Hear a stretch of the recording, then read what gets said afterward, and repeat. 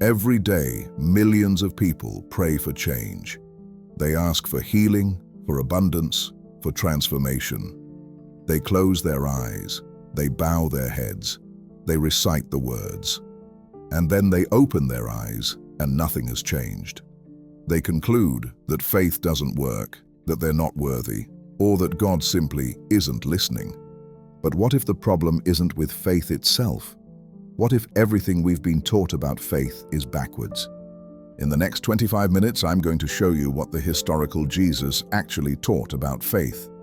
Not the watered-down version you hear in churches, but the radical teaching preserved in the Dead Sea Scrolls, practiced by the Essenes, and later rediscovered by Carl Jung through his exploration of the unconscious mind. This isn't about religion. This isn't about positive thinking. This is about a fundamental principle of consciousness that determines whether you live as a victim of circumstances or as a conscious participant in creation itself. Here's what most people think faith means: hoping really hard that something external will change. They treat prayer like cosmic negotiation, bargaining with an external deity, fingers crossed, waiting for a miracle to descend from somewhere outside themselves. But this approach fundamentally misunderstands what Jesus taught. And the reason we misunderstand is because the original teaching was lost in translation, buried under 2,000 years of institutional religion that needed you to remain powerless, dependent, waiting for salvation from outside.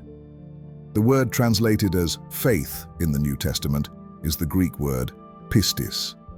But pistis doesn't mean hope or wishful thinking. It means conviction, inner certainty, the state of being persuaded. It's not about believing despite evidence. It's about becoming the evidence of a reality not yet visible to the physical senses. This is where Hebrews 11:1 becomes revolutionary. In the original Greek, it says faith is the hypostasis of things hoped for. Hypostasis means substance, foundational reality, that which gives form to something. Faith isn't hoping for something to manifest. Faith is the actual substance from which manifestation occurs. The writer of Hebrews understood what modern quantum physics is only now beginning to confirm. Consciousness doesn't just observe reality, it participates in creating it. Your inner state, your assumptions, your deeply held convictions, these are not separate from physical reality. They are the invisible foundation from which your visible experience emerges. The Essenes, the mystical Jewish community that lived near the Dead Sea and likely influenced Jesus, understood this principle at a depth that modern religion has forgotten. In the Dead Sea Scrolls, particularly in texts like the Community Rule and the Thanksgiving hymns, we find descriptions of practices that go far beyond belief. They practiced what they called perfection of the way, not moral perfection, but the alignment of inner consciousness with outer manifestation. They understood that the kingdom, the desired reality, must first exist within, before it can appear without. The Essenes would spend extended periods in what they called dwelling in the mystery. This wasn't meditation as we think of it today. It was the conscious cultivation of the feeling state of already possessing what they were seeking. They weren't asking for something external. They were aligning themselves with a reality that already existed in potential. This is exactly what Jesus demonstrated repeatedly in what we call his miracles. When he stood before the tomb of Lazarus, he didn't beg God to maybe, possibly, if it's not too much trouble, raise the dead. He said, "Father, I thank you that you have heard me. I knew that you always hear me." Past tense, already done. Then he simply spoke with absolute authority. "Lazarus, come forth." This is not the language of hope.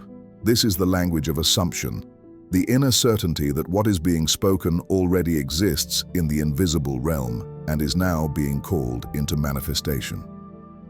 Carl Jung discovered this same principle through his exploration of what he called active imagination.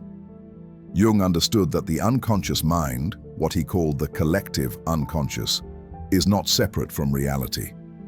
It's the creative matrix from which reality emerges. The images, feelings, and convictions you hold in your unconscious mind don't just reflect your world, they shape it. Jung wrote, "The unconscious mind of man sees correctly even when conscious reason is blind and impotent." He understood that consciousness operates on levels far deeper than rational thought, and it's at these deeper levels where creation actually occurs. This brings us to perhaps the most misunderstood teaching of Jesus. The kingdom of God is within you. For 2,000 years, religious institutions have interpreted this as a nice metaphor about having God in your heart. But Jesus wasn't being metaphorical. He was giving you the precise location of your creative power.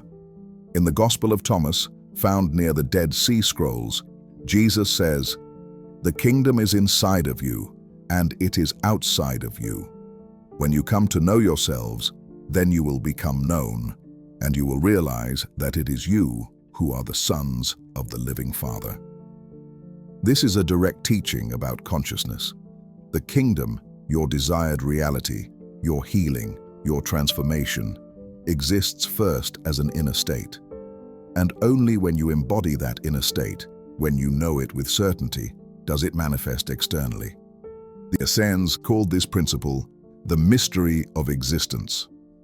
In their writings, they speak of two spirits dwelling in man, the spirit of truth and the spirit of perversity. But these aren't moral categories, they're descriptions of consciousness. The spirit of truth is alignment with reality as it could be. The spirit of perversity is attachment to reality as it appears to be. Most people live entirely from appearance. They look at their circumstances and say, "This is reality. This is what's true. This is what I must accept." But Jesus taught something radically different. He taught that what appears to be is only one possible expression of reality, and that consciousness, properly aligned, can access and manifest different possibilities. When Jesus said, "Do not judge by appearances, but judge with right judgment," he was teaching this principle. Appearances are the past solidified. Right judgment is the recognition that reality is fluid, responsive to consciousness, and that your inner conviction has creative power over outer circumstances. Now here's where Carl Jung made a contribution that's essential for understanding why faith fails for so many people. Jung discovered that consciousness includes both light and shadow, both the known and the unknown parts of ourselves. And any attempt to create or manifest while denying the shadow will ultimately fail. The shadow, in Jungian psychology, isn't evil. It's unconscious. It's all the parts of yourself you've disowned, repressed, or never integrated. Your fears, your doubts, your limiting beliefs about yourself and reality. And here's the crucial point. Your shadow has creative power too. This is why so many people pray for abundance while unconsciously believing they don't deserve it. They affirm health while secretly identifying with their sickness. They declare faith while their shadow whispers doubt. And the shadow, being more fundamental than conscious thought, determines the outcome. Jung's solution was shadow work, the conscious integration of unconscious contents. Not to eliminate doubt, but to bring it into awareness so it can be transformed. Not to deny fear, but to understand what that fear is protecting, and then make a conscious choice about whether that protection is still needed. The Essenes understood this too. Their purification rituals weren't about becoming morally pure. They were about becoming psychologically whole. They recognized that inner division creates outer chaos, and that any creation attempt must include all parts of yourself, or it will be sabotaged by the parts you're trying to exclude. In the Dead Sea Scrolls, there's a text called The Rule of the Community that describes confession of faults not as moral failure, but as the bringing of hidden things into light. They understood that what remains hidden remains powerful. What is brought into consciousness can be transformed. Jesus taught this same principle when he said, "There is nothing hidden that will not be revealed, nothing concealed that will not be brought to light." This isn't a threat, it's an instruction. Bring your doubts into consciousness. Acknowledge your fears. Face your limiting beliefs. Because only what is conscious can be changed. So how does this actually work? How does inner conviction become outer manifestation? The Essenes had a practice that's described in various Dead Sea Scroll texts, though not always explicitly detailed. They would engage in what we might call prophetic visualization, but it was far more than mental imagery. They would enter into the emotional and bodily state of the answered prayer. If they were praying for healing, they wouldn't just imagine being healed. They would feel the gratitude, the relief, the physical sensation of wellness, as if it were already present. They understood that emotion is the language of the unconscious, and that the unconscious doesn't distinguish between what is happening and what is vividly imagined with feeling. Modern neuroscience has confirmed this. Your brain releases the same neurochemicals and forms the same neural pathways, whether you're experiencing something physically or imagining it intensely with emotion. The Essenes were doing neuroplasticity training 2,000 years before we had the science to explain it. But they understood something even deeper. They recognized that consciousness is not local, not confined to your skull. The entire teaching of the collective consciousness, what Jesus called being one with the Father, suggests that individual consciousness is connected to a larger creative intelligence. When you hold a state of consciousness with absolute conviction, you're not just changing your brain. You're sending a signal into the quantum field, the creative matrix, what the Essenes called the divine presence, and reality reorganizes itself to match that signal. This is why Jesus could say with such certainty, "Whatever you ask for in prayer, believe that you have received it, and it will be yours." Note the tense. Not will receive, have received. The assumption of completion precedes the physical manifestation. Carl Jung discovered this same principle through what he called synchronicity. Jung observed that when people underwent deep psychological transformation, when they integrated unconscious contents and shifted their inner state, their outer circumstances would change in ways that couldn't be explained by normal causation. Meaningful coincidences would occur. Opportunities would appear. Reality would seem to cooperate with their inner shift. Jung didn't call this magic. He called it the psychoid nature of reality, the recognition that psyche and matter are two aspects of one unified reality, and that changes at the psychological level have physical effects. So why has this teaching been lost? Why do modern churches teach faith as hope instead of faith as creative certainty? The answer is both historical and psychological. Historically, as Christianity became institutionalized, the mystical teachings became dangerous to centralized authority. If people understood that the kingdom is within them, that they have direct access to creative power, that consciousness is the bridge between the invisible and the visible, they wouldn't need priests, institutions, or intermediaries. So the teaching was reinterpreted. Faith became belief in doctrine. Prayer became petition to an external authority. Salvation became something that happens after death, rather than transformation that happens now.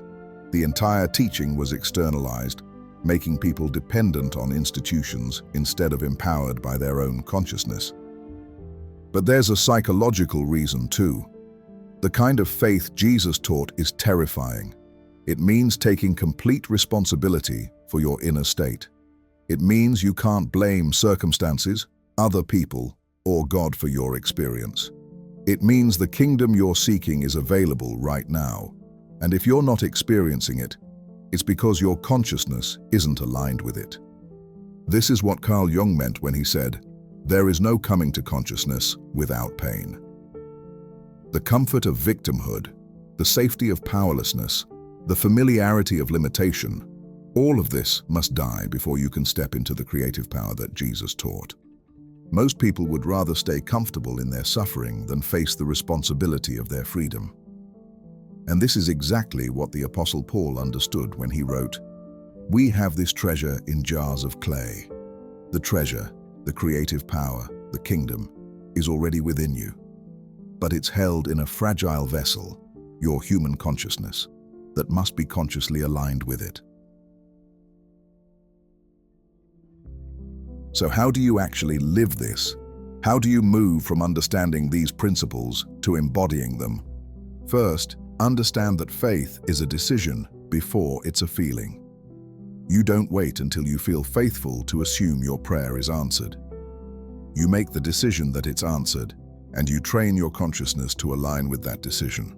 The Essenes had a practice that involved deliberate states of gratitude.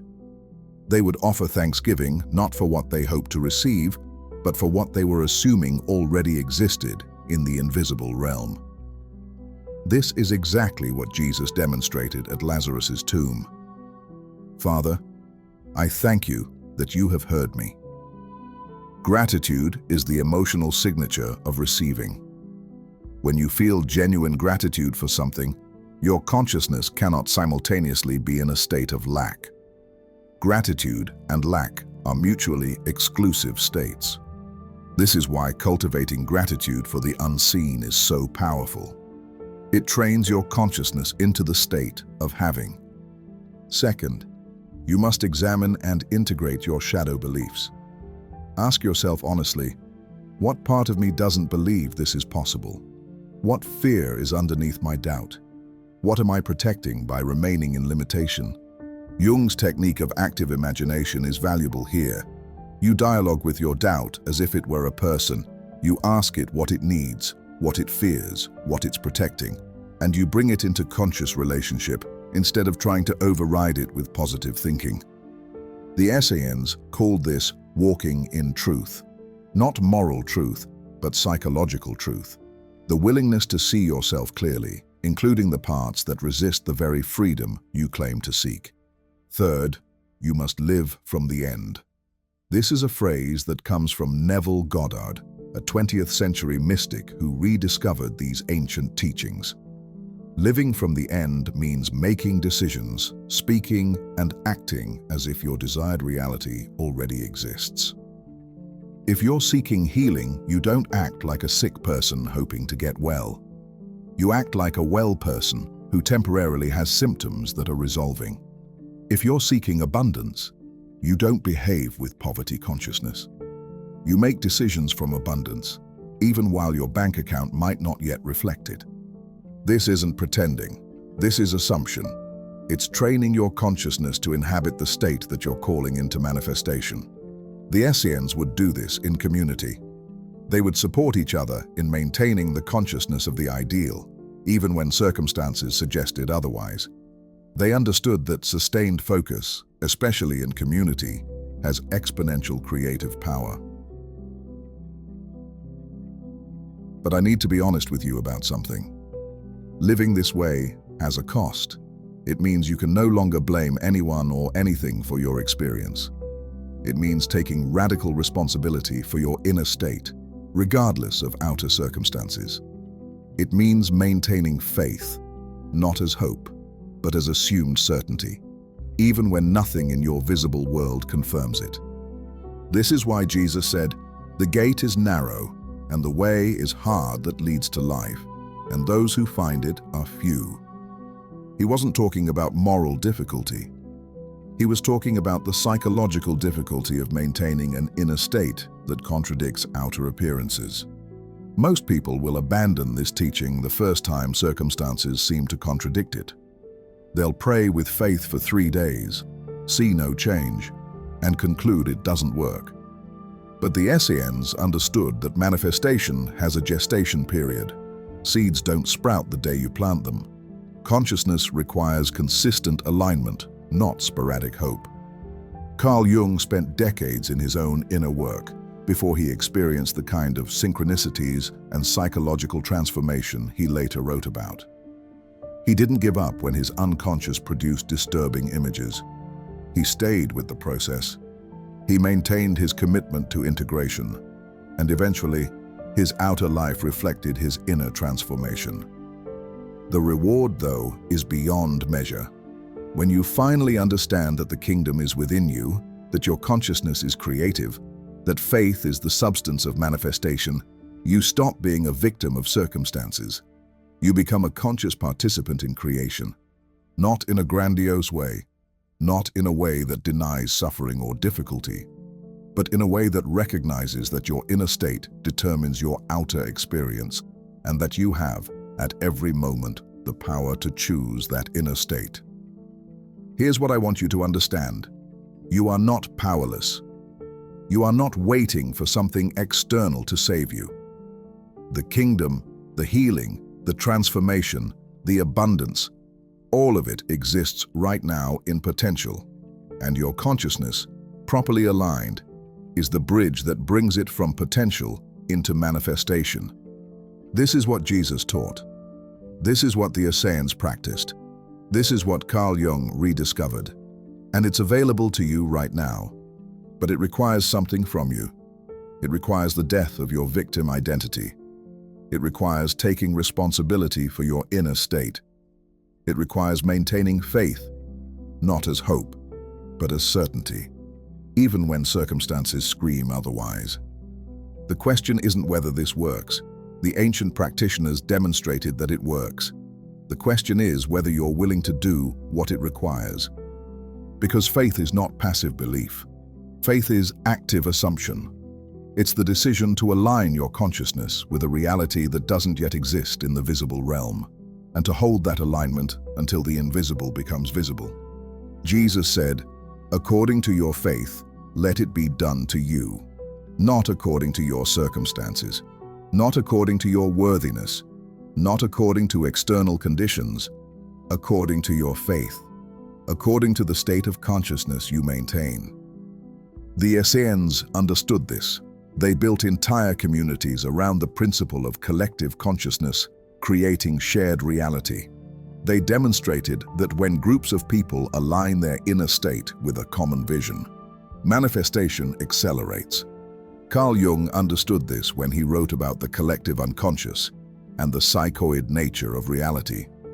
He recognized that individual transformation contributes to collective transformation, and that we are all participating, consciously or unconsciously, in the creation of shared reality. So what reality are you going to assume? What state of consciousness are you going to cultivate? What version of yourself are you going to embody? Because your inner certainty isn't just creating your personal experience. It's contributing to the collective consciousness of humanity. Every time you choose faith over fear, assumption over victimhood, you're not just changing your life, you're shifting the collective field. The most radical teaching Jesus offered wasn't about an afterlife. It was about right now. The kingdom of God is at hand, he said, not coming someday, not reserved for the worthy. At hand, available, present, waiting only for your consciousness to align with it. This alignment is what faith actually is. Not belief despite evidence, but the decision to become the evidence of possibilities not yet visible. Not hoping something might happen, but assuming it already has, in the invisible realm where all creation begins. The Essenes practiced this daily. Jesus demonstrated it constantly. Jung explored it through psychology, and now you know it too. But knowledge without application is just entertainment. The question isn't whether you understand this. The question is whether you're going to live it. What prayer have you been treating as hope that you need to shift into certainty? What desired reality exists in potential that you need to assume is already yours? What inner state have you been avoiding that you need to consciously embody? The pain of your current circumstances is real. But the truth you need to face is this: you are not trapped by those circumstances. You're trapped by the consciousness that's creating them. And the moment you shift that consciousness, the moment you move from hoping to assuming, from asking to receiving, from seeking to embodying, everything changes. Not because something external intervenes, but because you finally align with the creative power that has always been within you. The kingdom is within you. It always has been.